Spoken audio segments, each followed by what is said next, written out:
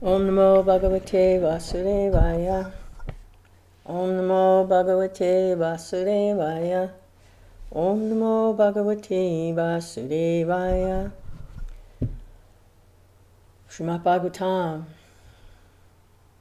as translated with commentary by His Divine Grace, A.C. Bhaktivedanta Swami Prabhupada, founder Acharya of the International Society for Krishna Consciousness. So, we're starting the 19th chapter, 5th canto, 19th chapter. It's entitled, A Description of the Island of Jambudvip. Unfortunately, the webcam malfunctioned yesterday, and we were winding down, reading the last of chapter 18 about the prayers offered by Vyāsadeva Manu to Kurma, and then there was a description of the prayers offered to the Lord in his boar incarnation, Varaha, by the residents there. And it was pretty good, actually, but it got lost. The webcam malfunctioned, so we'll just keep going. This is the summary of the chapter. So this is what we can expect to find in the chapter. This chapter describes the glories of Bharatavarsa. It also describes how Lord Ramachandra is being worshipped in the tract of land known as Kimpurushavarsa. The inhabitants of Kimpurushavarsa are fortunate because they worship Lord Ramachandra with his faithful servant Hanuman. Lord Ramachandra exemplifies an incarnation of Godhead who descends for the mission of Paritranaya Sadhunam Vinasaya Cha Duskritam, protecting the devotees, destroying the miscreants. Lord Ramachandra exhibits the actual purpose of an incarnation of the Supreme Personality of Godhead, and the devotees take the opportunity to offer loving transcendental service to him. One should surrender fully to the Lord, forgetting one's so-called material happiness, opulence, and education, which are not at all useful for pleasing the Lord. The Lord is pleased only by the process of surrender unto him. When Devarshi Narada descended to instruct Sarvani Muni, he described the opulence of Bharatavarsa, India. Sarvani Manu, not Sarvani Muni, Sarvani Manu and the inhabitants of Bharatavarsa engage in devotional service to the Supreme Personality of Godhead, who is the origin of creation, maintenance, and annihilation, and who is always worshipped by self-realized souls. In the planet known as Bharatavarsa, there are many rivers and mountains, as there are in other tracts of land. Yet Bharatavarsa has special significance, because in this tract of land there exists the Vedic principle of Varnashram Dharma, which divides society into 4 varnas and 4 ashrams. Furthermore, Narada Muni's opinion is that even if there is some temporary disturbance in the execution of Varnashram Dharma principles, they can be revived at any moment. The effect of adhering to the institution of Varnashram is gradual elevation to the spiritual platform and liberation from material bondage. By following the principles of Varnashram Dharma, one gets the opportunity to associate with devotees. Such association gradually awakens one's dormant propensity to serve the Supreme Personality of Godhead and frees one from all the basic principles of sinful life. One then gets the opportunity to offer unalloyed devotional service to the Supreme Lord Vāsadeva. Because of this opportunity, the inhabitants of Bharatavarsa are praised even in the heavenly planets. Even in the topmost planet of this universe, Brahmaloka, the position of Bharatavarsa is discussed with great relish. All the conditioned living entities are evolving within the universe, in different planets and different species of life. Thus, one may be elevated to Brahmaloka, but then one must again descend to earth, as confirmed in Srimad Bhagavad Gita. Abrahma bhuvanaloka punarvataram juna. If those who live in Bharatavarsa strictly follow the principles of Varnashram Dharma and develop their dormant Krishna consciousness, they need not return to this material world after death. Any place where one cannot hear about the Supreme Personality of Godhead from realized souls, even if it be Brahmaloka, is not very congenial to the living entity. If one who has taken birth in the land of Bharatavarsa as a human being does not take advantage of the opportunity for spiritual elevation, his position is certainly the most miserable. In the land known as Bharatavarsa, even if one is a sarvakama bhakta, that is, a devotee seeking the fulfillment of some material desire, he is freed from all material desires by association with devotees. And ultimately he becomes a pure devotee, returns back home, back to Godhead, without difficulty. At the end of this chapter, Sukadeva Goswami describes to Maharaj Parikshit the 8 sub-islands within the island of Jambudvip. Okay, so we're going to see the super excellent position of Bharatavarsa, which is where we are. We're in Bharatavarsa. That's the tract of land that we're in. And evidently it appears that this Varnashram Dharma system is available here.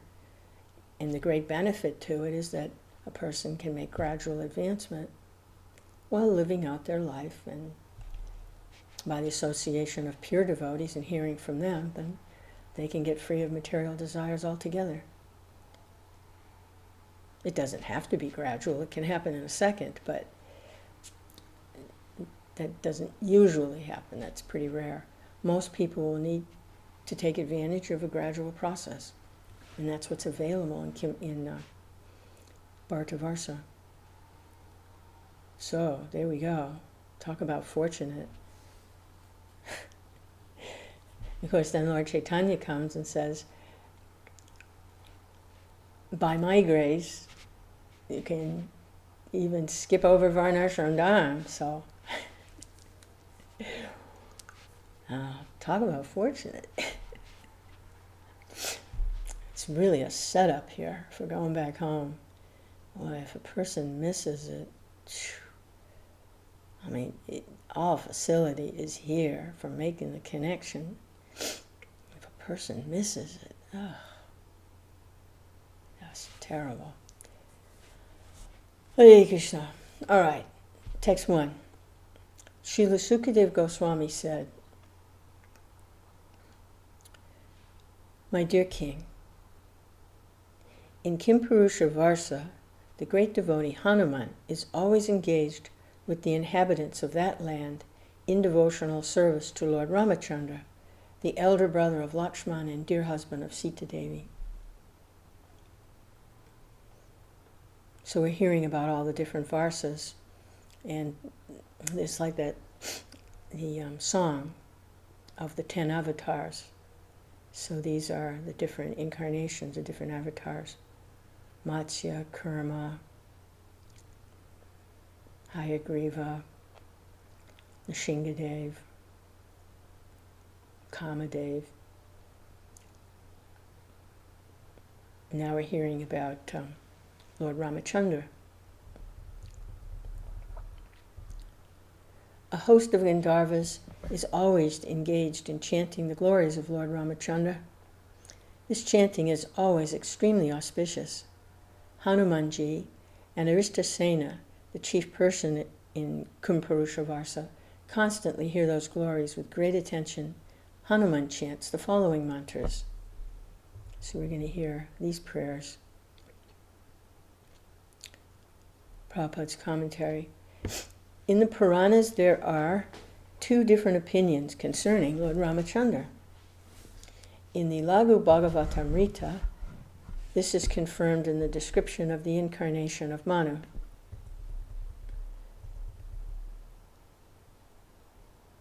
It's Sanskrit there, we're going to skip over.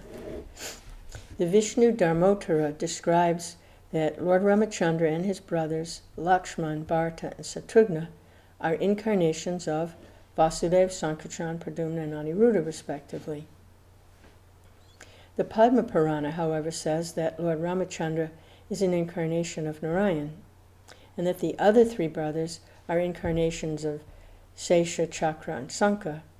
Therefore, Srila Baladev Vidyabhusan has concluded, Tad idam kalpa vedanaiva sambhavyam. In other words, these opinions are not contradictory. In some millenniums, Lord Ramachandra and his brothers appear as incarnations of Vasudeva, Sankirtan, Pradyumna, and Aniruddha, and in other millenniums they appear as incarnations of Narayan, Shesha, Chakra, and Sankha. The residence of Lord Ramachandra on this planet is Ayodhya.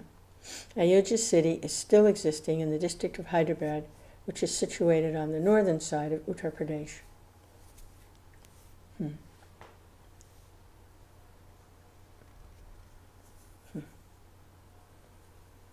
So when Krishna appears, he can appear, even the same incarnation can appear through different expansions. And Lord Krishna can do that. He can expand as Vasudeva, Sankirtan, Pradyumna, and Aniruddha. And from those expansions manifest as Ramachandra, Lakshman,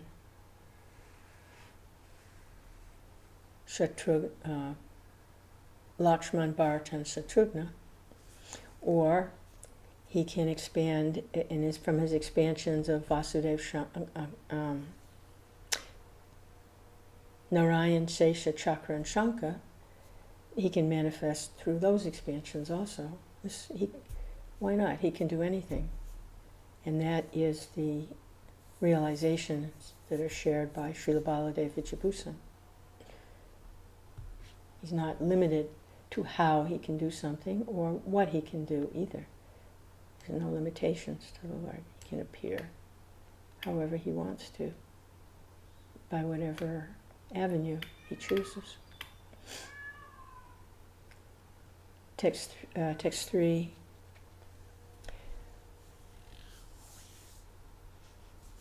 So these are Hanumans and the chief living entity on Kimpurusha Varsha. These are their prayers.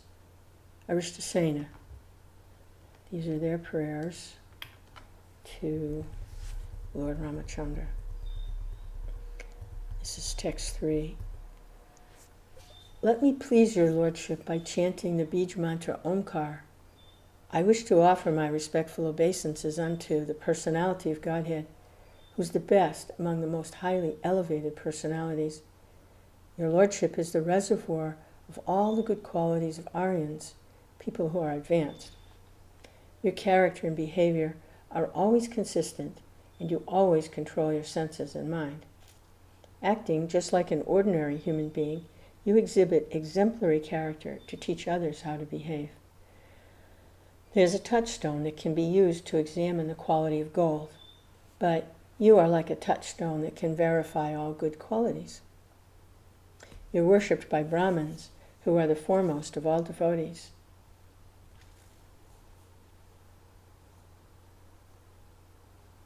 You are the Supreme Person, are the King of Kings, and therefore I offer my respectful obeisances unto you.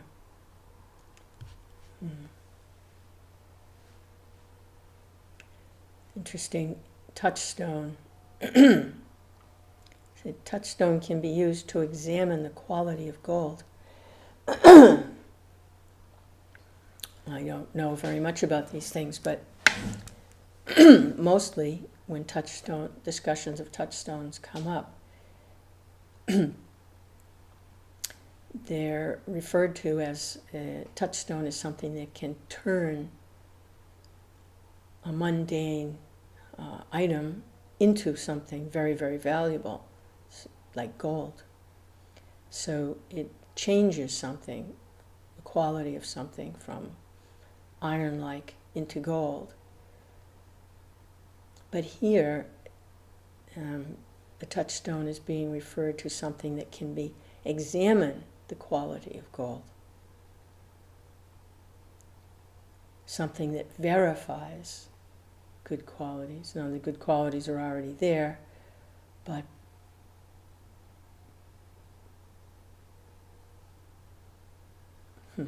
we'll see if there's any discussion of this. It'd be nice to hear how you can understand about a touchstone. So the pure devotee is like a touchstone, coming in contact with the pure devotee and turns the living entity into spiritual nature is revived. It's like making something into something very valuable like gold. We'll see if there's any discussion about touchstone. No purport. Well, we'll have to wait. But that's an interesting, little different way of hearing about a touchstone there.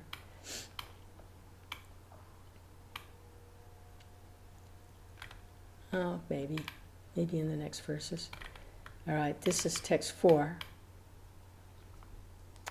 The Lord, whose pure form, Satchidananda Vigraha, is uncontaminated by the modes of material nature, can be perceived by pure consciousness. In the Vedanta, he is described as being one without a second.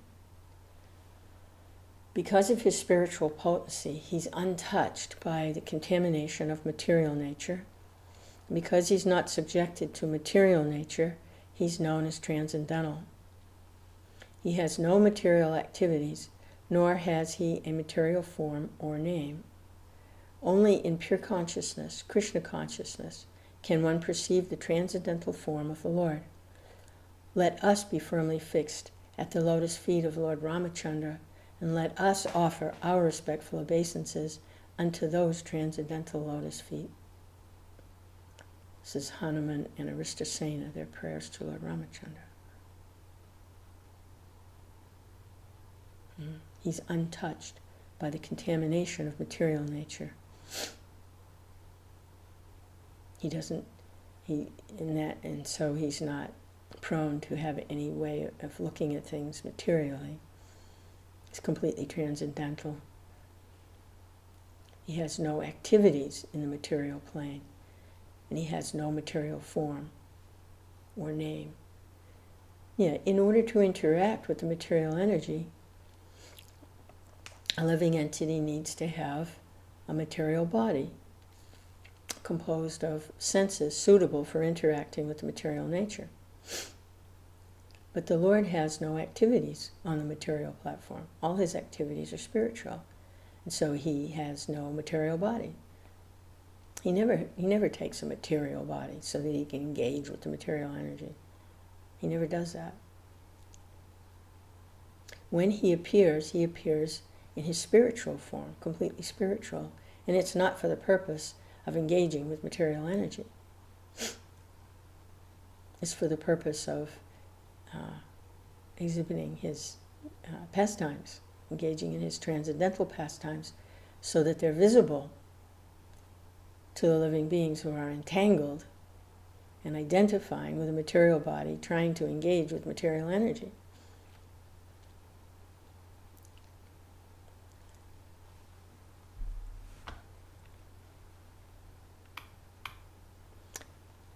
Prabhupada's commentary. The Supreme Personality of Godhead appears in various expansions, as stated in Brahma Samhita. Ramati murtishu kala niyamena tishtan nanavataran akarod bhuvaneshu kintu Krishna swayam samabhavad parama pumanyo govindamadi purusham tamaham bhajami. Lord Brahma's prayers. I worship the Supreme Personality of Godhead Govinda, who's always situated in various incarnations, such as Rama, Nishinga, and many sub-incarnations as well, but who is the original personality of Godhead known as Krishna, and who incarnates personally also. Krishna, who is Vishnu Tattva, has expanded himself in many Vishnu forms, of which Lord Ramachandra is one. We know that the Vishnu Tattva is carried by the transcendental bird Garuda, and is equipped with different types of weapons and 4 hands. Therefore, we may doubt whether Lord Ramachandra could be in the same category, since he was carried by Hanuman, not by Garuda, and had neither 4 hands nor the Shankha, Chakra, Gada, Padma. Consequently, this verse clarifies that Ramachandra is as good as Krishna, Ramati Murti Shukala. Although Krishna is the original Supreme Personality of Godhead, Ramachandra is not different from him. Ramachandra is unaffected by the modes of material nature, and therefore he is prashanta, never disturbed by those modes.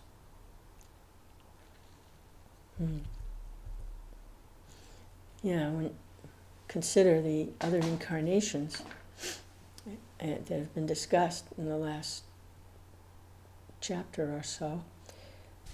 They all have the Vishnu forms. They carry the 4 symbols, Shankha, Chakra, Gada, and Padma. The conch shell, Sudarshan disc, club, and lotus flower. They have 4-armed form. So the Shingadev, Hayagriva, Karma, Lord Boar, Vishnu forms. And here, Lord Ramachandra is appearing in 2-armed form, with a bow and an arrow.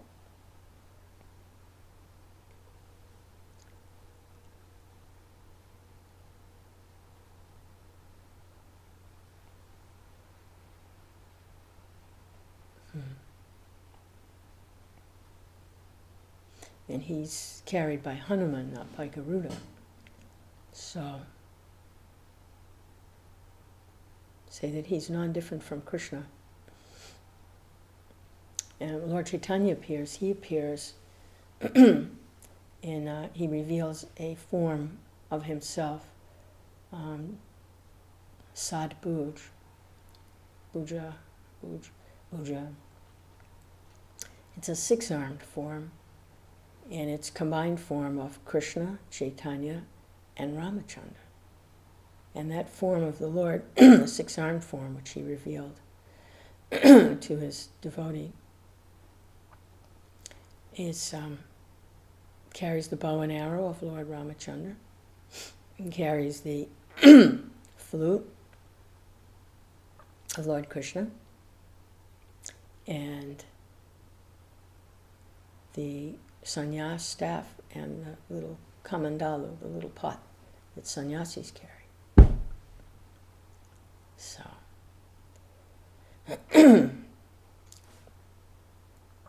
we can understand from that the position of the incarnation of Lord Ramachandra. It's one of the main incarnations, non-different from Krishna, 2-armed form, acting like a human being.